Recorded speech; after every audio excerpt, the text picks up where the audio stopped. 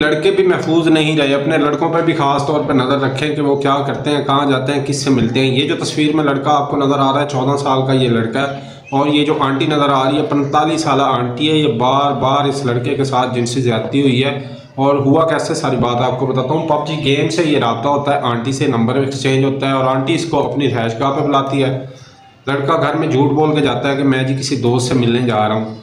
जब लड़का घर वापस नहीं आता 2 दिन 1 दिन, तो वे घर वाले पुलिस में कंप्लेन करते हैं, कोई इससे रब्ता नहीं होता। पुलिस जब इस वाक़े की इन्वेस्टिगेशन करती है तो लड़के की जो मोबाइल का डाटा है उससे एक नंबर रिसीव होता है जिससे आखिरी टाइम रब्ता किया गया, और दोनों की लोकेशन भी मैच हो जाती है। तो जब वहाँ पे रेड किया जाता है तो वहाँ आंटी के साथ लड़का पकड़ा जाता है, और जो इन्वेस्टिगेशन में आया है कि आंटी ने उसको बुलाया और उसके साथ बार बार ज़्यादती हुई, और लड़का जो है आंटी के चक्कर में पड़ गया और उसके साथ रह रहा था। लड़के तो बच्चे बर्गर बॉय होते हैं, ये तो एक बर्गर पे बिक जाते हैं, और उसे आंटी मिल गई जो उस पर ख़र्चा भी कर रही थी।